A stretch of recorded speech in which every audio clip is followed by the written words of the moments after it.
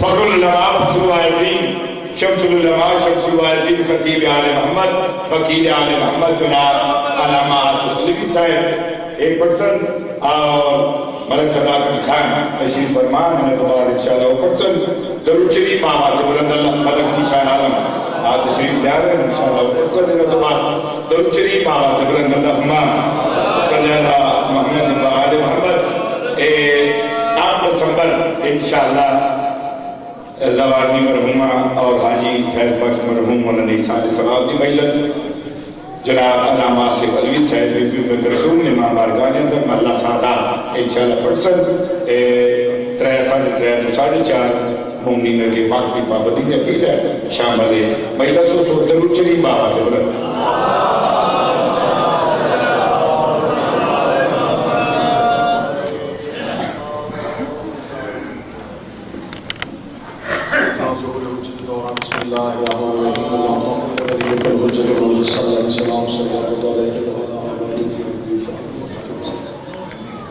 ولی و حافظ و قائد و ناصر و ذلیل و غین حتی تسکنہ ورزقت و حمد متع فیہ طویلہ یا رب محمد و آل محمد صلی اللہ محمد و آل محمد وعجل فرج آل محمد یا سیدتی ادرکنی یمالتی ادرکنی بحکم الفضل العباس علیہ السلام اللہم صلی اللہ بسم اللہ الرحمن الرحیم الحمدللہ رب العالمین اللہم ایکا نعبد و ایکا نستعین الصلاة والسلام التحیت والاکرام علی آباء الحسین و بناء الحسین و اجداء الحسین و اولاد الحسین و اصحاب الحسین ولعنت اللہ علی اعداء الحسین اما بعد فقد قال حق سبحانہ تعالی فی کتابہ المجید و فرقان الحمید و هو اصدق الصادقین و قولہ الحق بسم اللہ الرحمن الرحیم قد جاءکم من اللہ نور و کتاب مبین بلندتر صلوات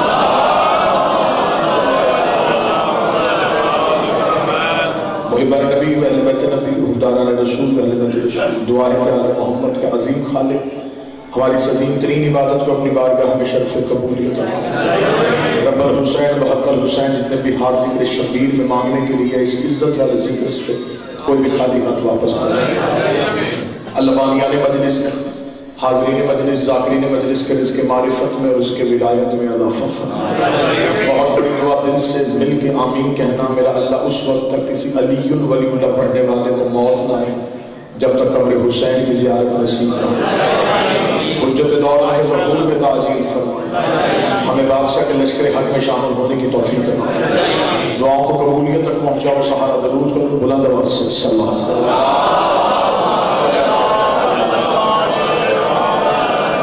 اجازت ہے ماہ مقدس ربیع الاول شروع ہو چکا ربی کہتے ہیں بہار کو اول کہتے ہیں پہلی اس نبی سے خدا کو پیار اتنا تھا نبی آخری ہے اور بہار پہلی ہے حق یہ بولتا ہے کہ پوری دنیا میں مسلمان اس نبی کی عزت زمانے کو سنیں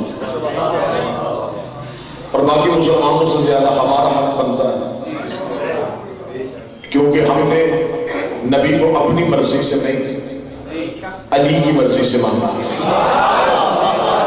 ہمیں علی نے بتایا ہے کہ عزت رسول کا معیار کیا ہوتا ہے آج دنیا ختم نبوت کے دعوے دار بنے ہوئے ہیں لیکن میں پاکستان کے ہر ممبر پہ کہتا ہوں ختم نبوت کی بات وہ کر سکتا ہے جس کے کلمے میں علی ولی اللہ ہوتا ہے سوائے علی ولی اللہ کے کوئی بندہ ختم نبوت کی بات نہیں ہم محمد رسول اللہ کے فوراً بعد علی ولی اللہ کہتے ہیں دنیا کو یہ بتا دیتے ہیں کہ جب علی جیسا نبی نہیں بن سکا تو پھر کس میں ضرورت ہے کہ وہ نبی ہونے کا دعویٰ کرے خدا قرآن میں کہتا قد جاءکم من اللہ نور و کتاب مبین میں نے تمہارے درمیان 2 چیزیں بھیجی نور بھیجا اور ایک روشن کتاب جن بندوں کو نبی نور میں بارے میں نہیں تھا انہوں نے کہا یہاں نور واو جو استعمال ہوئی ہے یہ اور کے لیے نہیں ہے یعنی کے لیے یعنی کہ خدا کہہ رہا ہے کہ میں نے نور بھیجا یعنی کتاب بھیجی اب ان کا کہنا یہ ہے کہ نور سے مراد بھی قرآن کتاب سے مراد بھی قرآن. اندھے سے اندھا ہو، ان پڑھ سے ان پڑھ ہو، وہ بھی یہ بتا سکتا ہے کہ جہاں خدا نے ایک لفظ کہنا تھا اس کے لیے 2 فکریں کیوں استعمال کی. نور سے مراد بھی قرآن، کتاب سے مراد بھی قرآن. اب نشان بھائی جنہوں نے نور علیحدہ کیا اور قرآن ہی کو نور کیا، انہوں نے اس لیے کہا کہ وہ سمجھتے ہیں کہ نبی بشر ہے، قرآن نور ہے. چل تو قرآن نور مان، اگلا نور ہم خود منوا لیتے. تو ہے ہی نہیں، لڑائی چھیڑے ہی نہ. تو نے قرآن کو نور مانا، قرآن کو نور مان، قرآن کو نور مان. قرآن نور ہے جی، قرآن نور. اب ہمیں پتا جسے تو نور سمجھتا ہے یہ آیا کہاں سے؟ عرش سے. نازل کہاں ہوا؟ نبی کے سینے سے.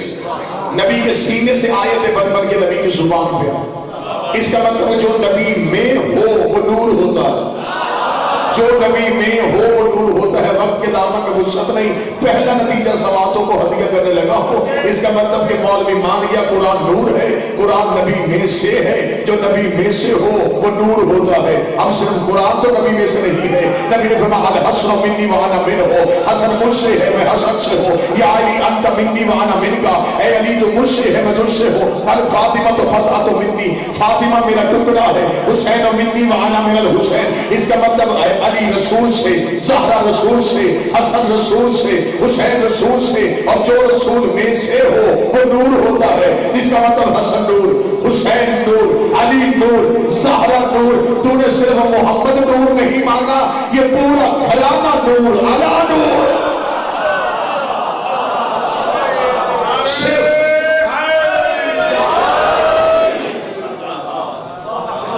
صرف نبی نہیں، جو ان میں سے ہے وہ سب نور ہے. اب نور کی ضد کیا ہے؟ نور کی ضد ہے ظلمت، نور کی ضد ہے تاریکی، نور کی ضد ہے اندھیرا. اس کا مطلب ہے کہ جو ان کے مقابلے پہ آیا. اب ہمیں یہ نہ بتاؤ کہ حسن کے مقابلے میں کون آیا، ہمیں یہ نہ بتاؤ حسین کے مقابلے میں کون. بادشاہ امام حسن کے دن گزرے ہیں، سب سے زیادہ تاریخ میں گھنونے الزامات اسی بادشاہ کی سیرت پہ لگائے گئے. اس مالک کے لیے یہ لفظ کہے جاتے ہیں کہ جی امام حسن نے سلح کی تھی، حسین نے جنگ کا طریقہ اختیار کیا. ایک لفظ میں کہنے لگا، محمد رضا پہ شدید تشریف فرما ہے، اللہ ان کا سایہ قوم کے سر پہ سلامت ہے، مکمل صحت والی زندگی عطا فرمائے. دعا لینے کے لیے بابا حبیب شاہ جی جملہ کہنے لگا، حسن نے سلح کی نہیں، حسن سے سلح کی گئی. بالکل ایسے ہی جیسے حسین نے جنگ کی نہیں، حسین سے جنگ کی. اور ایک میں لفظ آپ کے سامنے تلقن میں وضاحت کروں، جنگ اور ہے جہاد. لوگ یہ سمجھتے ہیں کہ جنگ بھی لڑنے کو ہے، جہاد بھی لڑنے کو. جہاد لڑنے کو نہیں کہتے. جہاد لفظ نکلا ہے جہد سے. جہد کہتے ہیں کوشش، آخری کوشش تک جانا، اسے جہاد کہتے ہیں.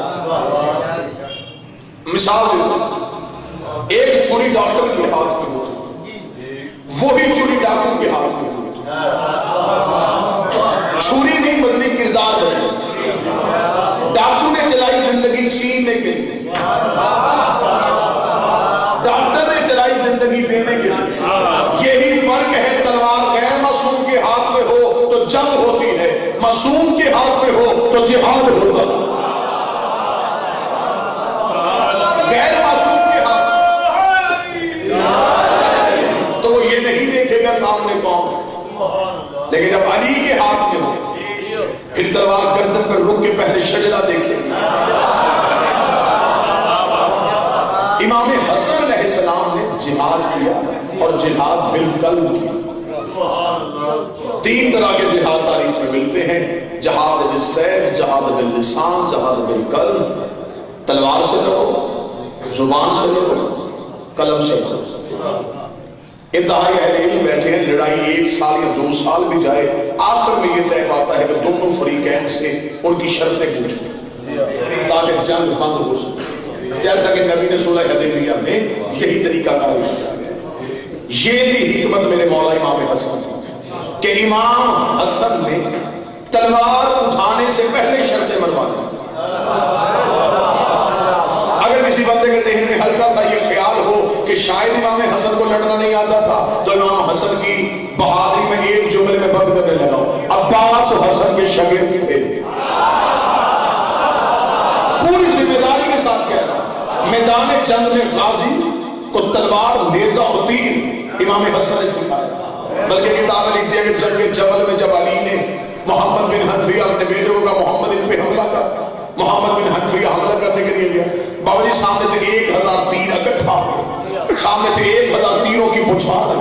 محمد بن حنفیہ نے آگے سے تیروں کی بارش دیکھی، محمد بن حنفیہ قدم ہٹانا شروع ہوئے۔ چوتھے قدم پہ محمد بن حنفیہ گئے تھے، یا بجلی کسی تیزی سے جناب حشم کریم سے چیرتے ہوئے تیروں کو نکل کے فوج میں گھس گئے۔ جناب محمد بن حنفیہ کے چہرے میں پریشانی آ گئی، رنگت زرد ہو گئی، ماتھے میں پسینہ آ گیا۔ علی نے آ کے محمد بن حنفیہ کے ماتھے کو چوم کے کہا تو اس لیے شرمندہ ہو رہا ہے کہ تو ہٹ گیا اور حسن چلا گیا، تیرا اس سے مقابلہ کیا، تو علی کا بیٹا ہے، وہ محمد کا بیٹا ہے،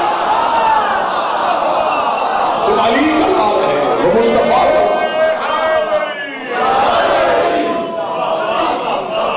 لڑنا امام حسن کو آتا تھا، تلوار چلانی امام حسن، بلکہ میں پوری ذمہ داری کے ساتھ درج کروں، جنگ صفین میں پورے کا پورا گھاٹ امام حسن نے خالی کروایا تھا۔ مارکیسٹر نے مولا سے کہا تھا مولا نوکروں کے ہوتے ہوئے آپ نہ جائیں، امام حسن نے کہا میں تنہا جاؤں، تنہا امام حسن نے پورا فرات کا گھاٹ خالی کروایا۔ یہاں امام حسن نے حکمت سے کام لیا، تلوار اٹھائے بغیر فریق نے کہا شرطیں منوا۔ شرطیں آج بھی تاریخ میں ابن خلدون سے لے کے سلیمان ندوی تک سب نے یہی لکھی، جس نے سیرت کی کتابیں لکھی، ہسٹری لکھی اسلام کی، اس نے لکھا۔ حتیٰ کہ رومن امپائر جنہوں نے، عیسائیوں نے اسلام کی ہسٹری لکھی، انہوں نے بھی لکھا۔ امام حسن علیہ السلام نے جب شرطیں لکھوائی، امام حسن نے کہا پہلی شرط لکھی، آج کے بعد حاکم شام قرآن اور سنت پہ عمل کرے۔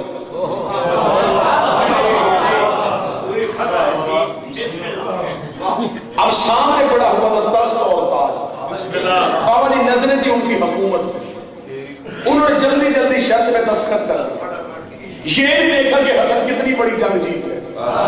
حسن نے اس سے شرط منوا کے تاریخ کا حصہ بنا دیا کہ اس سے پہلے نہ یہ قرآن پہ عمل کرتا تھا نہ یہ سنت پہ عمل کرتا تھا۔ اگر اس کا فعل قرآن اور سنت کے مطابق تھا تو اس نے یہ کیوں کہا کہ حسن یہ شرط کیوں لکھی؟ جب امام حسن نے پہلی شرط لکھوا دی تو اس کے پیچھے ایک اس کا بشیر بیٹھا ہوا تھا تیز تر، میں نام لے لیتا ہوں نمبر پہ، نام تھا اس کا عمر بن عاص۔ یہ ہمیشہ اس کے ساتھ رہتا تھا، یہ تنخواہ خود مشوروں کی لیتا تھا۔ بابا جی بڑے بڑے بادشاہوں کو ہمیشہ مشیر مروا دیتے، مشیر برے ہوں تو وزیر اعظم ہی نااہل کروا دیتے، مشیر یہ کوئی اچھا نہیں۔ یہ پیچھے بیٹھا ہوا تھا، جب امام حسن نے شرط لکھوائی نا کہ آج کے بعد جملہ سنیے گا کیا کہتے ہیں۔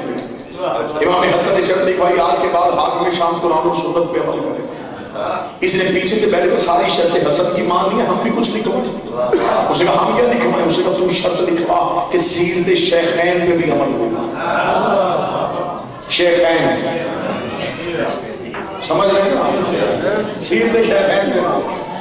جب اس نے کہا کہ سیرت شیخین پہ عمل کی شرط پہ لکھو، بابا حبیب شاہ امام حسن زیر لب مسکرائے۔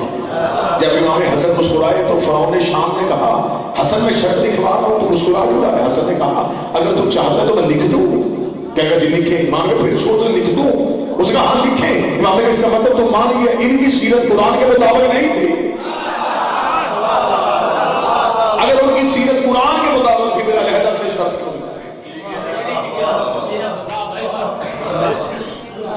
امام حسن تیسری شرط لکھی آج کے بعد کوئی بھی ممبر پہ بیٹھ کے میرے باپ علی کو نہیں بھونکے گا، اٹھاؤ یہ تخت میرے باپ کی جوتی کا صدقہ۔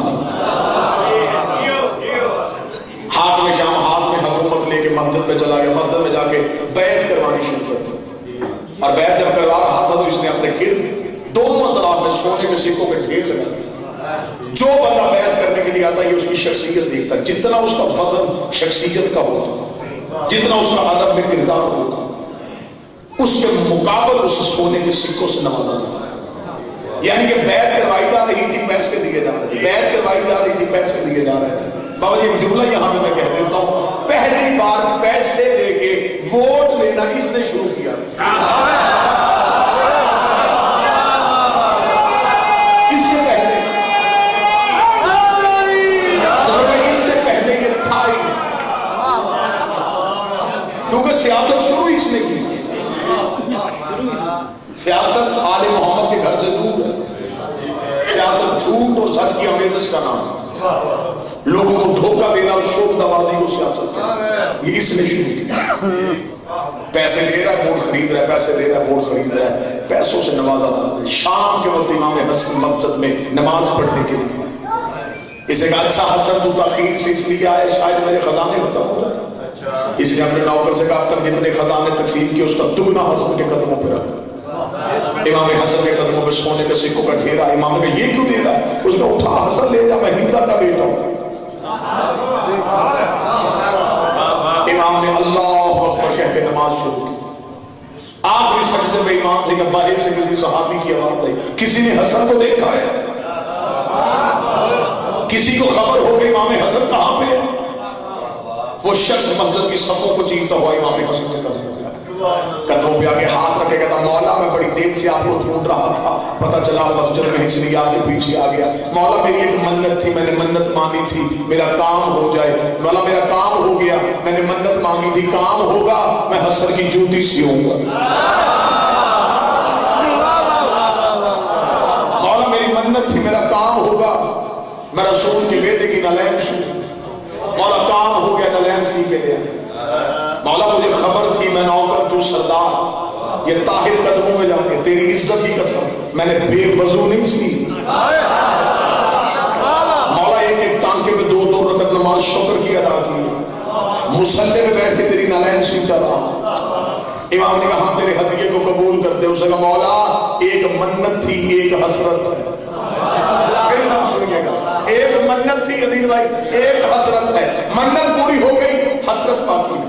امام نے کہا منت پوری ہوگی حسرت کیا ہے؟ اس کا منت تھی نالین سیوں گا، حسرت تھی ہاتھوں سے پہناؤں گا، کیا مجھے یہ شرف یہ اعزاز مل سکتا ہے کہ میں اپنے ہاتھوں سے پہناؤں؟ امام حسن علیہ السلام نے اپنا دائیں قدم اس کی طرف کیا، اس نے گھٹنے زمین میں ٹیک کے اپنے دونوں ہاتھوں سے حسن کے قدم کو یوں چوما، آنکھوں سے چہرے پہ لگا کے انما یرید اللہ کی آیت کو پڑھتے ہوئے اس نے نالین کو امام کے قدموں پہ رکھا، امام نے اپنا دائیں ہاتھ اس کے سر پہ رکھا، امام نے سر پہ ہاتھ رکھے کہا تو نے دشمن کے دربار میں میری عزت کی ہے، تو نے دشمن کے دربار میں میری عزت کی ہے، اٹھا وہ سارا خزانہ حسن تجھے دیتا ہے، اٹھا وہ سارے سکے حسن تجھے دیتا ہے۔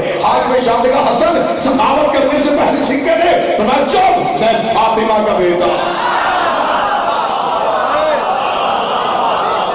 تو ہندا کا بیٹا،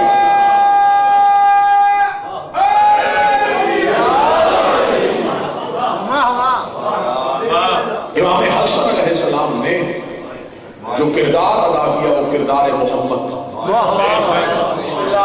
حسن کی جگہ پہ حسین بھی ہوتے تو وہی کرتے جو امام حسن، اور امام حسین کی جگہ پہ امام حسن بھی ہوتے تو وہی کرتے جو امام حسین۔ یہ ہر دور کے محمد ہیں، یہ ہر دور کے علی ہیں۔ ایک شخص نے آگے میرے مولا سے پوچھا تھا مولا جس دور میں آپ نہیں ہوں گے اس زمانے کے شیعہ کیا کہیں گے؟ مولا کا کیا کہنا چاہتا ہے؟ اس نے کہا مولا جس زمانے میں آپ کا کوئی فرد بھی نہیں ہوگا اس زمانے کے شیعہ مسئلہ اس سے پوچھیں گے۔ امام نے فرمایا وہ کون سا زمانہ ہے جب ہم نہیں ہوتے؟ وہ کوئی زمانہ نہیں ہوگا جب ہم نہیں ہوتے، ہم ہر زمانے میں ہوتے ہیں کیونکہ ہم ہیں امام زمانہ، امام آگے ہوتا ہے زمانہ پیچھے ہوتا ہے۔ قد جاءکم من اللہ نور و کتاب مبین، ہم نے نور بھیجا پر روشن کتاب، نور سے مراد محمد و آل محمد کا نور، کتاب مبین سے مراد قرآن مقدس۔ خدا کہتا ہے کہ میں نے ربیع الاول میں اس نور کو زمین پہ اتارا، کیسے و کسرا کے ٹنگرے گر گئے، بت ٹوٹ ٹوٹ کے زمین پہ آنا شروع ہو گئے۔ پھر ابھی ربیع الاول کے میلاد شروع ہو گیا، آپ کو گلیاں سجی ہوئی ملیں گی، بازار چوک چوراہے سجے ہوئے ملیں گے، نعتیں پڑھی جائیں گی۔ پھر مجھے مسلمانوں کا فلسفہ سمجھ میں نہیں آتا، کہتے تھے 40 سال کے بعد نبی بنا. بی بی حلیمہ آئی تھی رسول کو لینے کے لیے, اس نے رسول کو اٹھایا. بی بی حلیمہ کا خچر کمزور تھا, اونٹنی کمزور تھی, لے کے بی بی بیٹھی, وہ خچر صحت مند ہو گیا. اگر وہ اونٹنی تھی وہ تندرست ہو گئی, بی بی حلیمہ تندرست ہو گئی. اب جب بی بی حلیمہ کی اونٹنی آگے چلی گئی تو باقی مکے کی دائیاں بچے لے کے پیچھے آ رہی تھی, ان کی اونٹنیاں رک گئیں, وہ اونٹنیوں کو مارتی تھی, اونٹنیاں چلتی نہیں تھی. بچے پوچھتے مولوی صاحب وہ کیوں نہیں چلتی تھی؟ بیٹا وہ کیسے چلتی؟ پیچھے نبی آ رہا تھا, پیچھے نبی آ رہا تھا. عرب کے جاہلوں کی دائیوں کی اونٹنیوں کو پتہ چل گیا کہ پیچھے نبی ہے. کم از کم ربیع الاول میں میلاد منانے سے پہلے شیعوں کی امام بارگاہ میں آ کے ایک مجلس ضرور سننا. ہم تمہیں بتائیں گے کہ عزت رسالت کیا ہوتی ہے, ہم تمہیں بتائیں گے کہ عزت محمد کیا ہوتی ہے, کیونکہ ہم نے رسالت صحابہ سے نہیں سیکھی, ہم نے علی سے سیکھی ہے. ہمیں علی نے بتایا ہے کہ عزت محمد کا معیار کیا ہے. 70 مقامات میں سیاسی طبع میں نبی کی حدیث دکھانے کے لیے تیار ہے. رسول نے کہا یا علی انت منی وانا منکا, اے علی تم مجھ جیسا میں تجھ جیسا. ساری زندگی علی نے نہیں کہا کہ میں نبی جیسا. آج مولوی کہتے ہیں کہ میں نبی جیسا, لیکن مجھے آج تک پورے ملک پاکستان میں بلکہ پوری دنیا میں کوئی ایسا مولوی نہیں ملا جس نے یہ کہا ہو کہ میں علی جیسا. یہ کہتے ہیں کہ ہم نبی جیسے, یہ نہیں کہا علی ہم جیسا. اگر کسی نے اس چیلنج کا جواب دے بھی دیا, ابھی شیعہ خاموش ہوں گے, سنی خاموش ہوں گے. سندھ میں سہون کی دھرتی پہ لفظہ آئے گا, سہون کی دھرتی میں سویا قلندر بولے گا, حیدریم قلندرم مستم بندہ مرتضی علی ہستم پیشوائے تمام رندانم سنتو شیر یزدانم. میں علی کی گلی کا کتا بنا تو پیشوا بن گیا, گلی کے کتے کا مقابلہ کر نہیں سکتا, سردار کا کیسے کرے. جن کے نوکر تیرے جیسے نہیں, وہ سردار تیرے جیسے کیسے. عزت رسول کی کرنی ہے تو عزت اہل بیت کی کرو, عزت صحابہ کی کروانا چاہتے ہو تو عزت اہل بیت کی کرو. نبی کی عزت صحابہ کی وجہ سے نہیں, صحابہ کی عزت نبی کی وجہ سے. صحابی قابل عزت اس لیے ہے کہ نبی کے صحابی ہیں. اہل بیت سے پیار اس لیے کیا جاتا ہے کہ نبی کی اہل بیت ہے. فرق صرف اتنا ہے, جو نبی سے پیار کرتے تھے انہیں صحابی کہتے ہیں, جن سے نبی پیار کرتا تھا انہیں اہل بیت کہتے ہیں. اگلا لفظ کہہ دیتا ہوں, جو نبی کو اٹھاتے تھے انہیں صحابی کہتے ہیں, جن کو نبی اٹھاتا تھا انہیں اہل بیت کہتے ہیں. جو نبی کے قدموں کو چومتے تھے انہیں صحابی کہتے ہیں, جن کے نبی پیشانیاں چومتا تھا انہیں اہل بیت کہتے ہیں. لیکن دکھ اسی بات کا ہے, آرام کرتی رہی صحابہ کی بیٹیاں, جنگلوں میں سفر کرتی رہی علی کی بیٹیاں.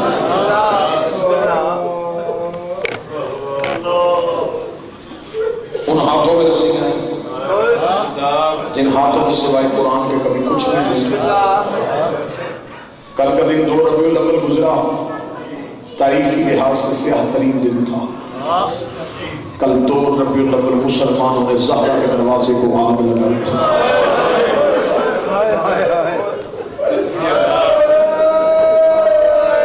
سفر کو نبی نے ظاہر دنیا چھوڑ دی. طریقے کا 3 دن نبی کا جنازہ گھر میں پڑا.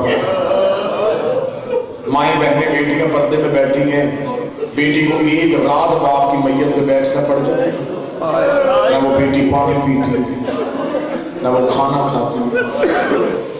عورتیں کھینچ کھینچ کے اسے کہیں اٹھ, پوری رات کی بیٹھی ہے کچھ کھا لے. وہ کہتے جب تک میت گھر پہ ہے میں کھانا نہیں کھا سکتا. 3 راتیں مسلسل زہرا نبی کے سینے پہ سر رکھ کے کہتی بابا کوئی رونے نہیں آیا, بابا کوئی پرسہ دینے نہیں آیا. 3 دن تک نبی کا جنازہ گھر میں پڑا رہا. 1 ربیع الاول کو تاریخیں کہتی ہیں کہ نبی کو تدفین کی گئی, نبی ہی کے حجرے میں تدفین کی گئی. جنازہ اٹھتا بھی تو کہاں جاتا, زہر ملی رسول. کسی نے قاتل تلاش کرنا ہو تو صحیح بخاری پڑھ لے, اس میں لکھا گیا نبی کو آخری وقت میں دوائی پلائی جا رہی تھی، نبی ہاتھ مار مار کے انکار کر رہے تھے، دوا میں شفا ہوتی نبی کبھی انکار نہ کرتا۔ صحیح بخاری میں اتنا لکھا ہے کہ نبی ہاتھ مار مار کے انکار کر رہے تھے۔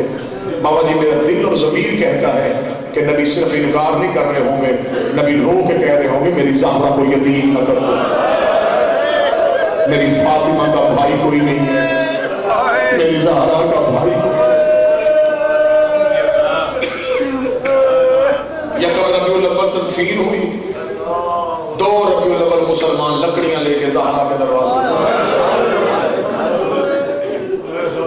اگر وہ سید بیٹھا ہے حبیب شاہ جی بھی نظام سے مجھے لفظ معاف کیجیے گا، میں کنیز کا بیٹا ہوں، مجھے یہ جملے نہیں پڑھنے چاہیے، لیکن ہم نہیں سنائیں گے تو پھر کون سنائے گا؟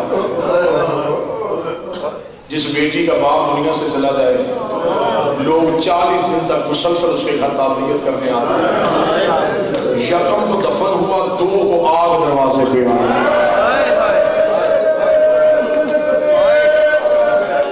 70 بدماش ہاتھوں میں لکڑیاں لے کے محمد کی بیٹی کے دروازے پہ آئے۔ اب میں رک رک کے پڑھوں، انہوں نے زور زور سے دروازے کو پیٹنا شروع کیا، تڑپ کے اٹھی جناب فضا، بی بی پردے کے پیچھے آئی، انہوں نے کہا من انت، کون ہے تو؟ فضا نے کہا انا جاریۃ الزہرا، میں زہرا کی کنیز ہوں۔ انہوں نے کہا این این علی، علی کہاں ہے؟ فضا کی آواز آئی مصروف فی جمع القرآن، علی قرآن جمع کرنے میں مصروف ہے۔ انہوں نے کہا علی کو باہر بھیج ورنہ ہم دروازے کو آگ لگائیں گے۔ میں بڑے آرام سے پڑھ رہا ہوں، رو نہ سکنا ہائے ضرور کہہ دینا۔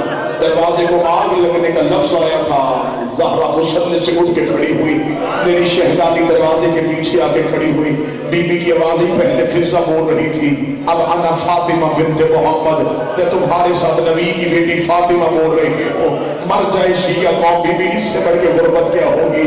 تجھے نوکروں کے ساتھ بولنا پڑ رہا تھا، تجھے کمیوں کے ساتھ بولنا پڑ رہا تھا۔ بی بی نے کہا انا فاطمہ بنت محمد، میں محمد کی بیٹی فاطمہ بول رہی ہوں، خبردار میرے دروازے پہ اونچی آواز میں نہ بولنا، یہ وہ دروازہ ہے جہاں نبی اجازت مانگتا تھا، یہ وہ دروازہ ہے جہاں پہ فرشتے سلام کرنے آتے تھے۔ بی بی نے اپنی دہلیز کا تعارف کروانا شروع کیا، باہر سے میں ایک ایک لفظ تاریخ سے پڑھ رہا ہوں، غلط پڑھوں عباس کا مجرم بنو۔ باہر سے کسی بے غیرت نے کہا دروازہ کھول ورنہ ہم دروازے کو دھکا دے کے توڑ کے اندر داخل ہو جائیں گے۔ دروازے کو توڑ کے اندر داخل آنے کا لفظ آنا تھا، بی بی نے اپنے دونوں ہاتھ دروازے میں رکھ دیے، بی بی نے خبردار میرے دروازے پہ آگ نہ لگانا۔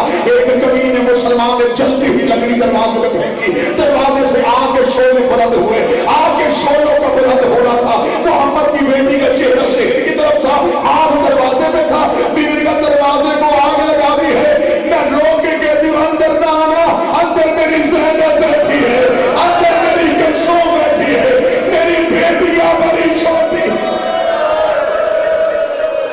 خبردار اندر نہ آنا۔ میں رکا، صرف اس وجہ سے رکا، میں سیدوں سے معافی مانگا، صدا سے معافی مانگا۔ اگلا جملہ اتنا سخت ہے، میں صدا سے معافی مانگنے لگا۔ جتنے سید بیٹھو بی بی زہرا کی اولاد مجھے معاف کر دینا، پیر آفتاب شاہ جی معافی مانگ کے جملہ پڑھنے لگا۔ محمد کی بیٹی کا ہاتھ دروازے پہ تھا، مجھے نہیں پتا کبھی نے مسلمانوں کے پاس اجر رسالت کے لیے کیا تھا۔ بی بی کی آواز ہے یا علی میرا بازو شہید ہو، یا علی میرا بازو شہید ہو۔ اندر داخل ہوئے مسلمان۔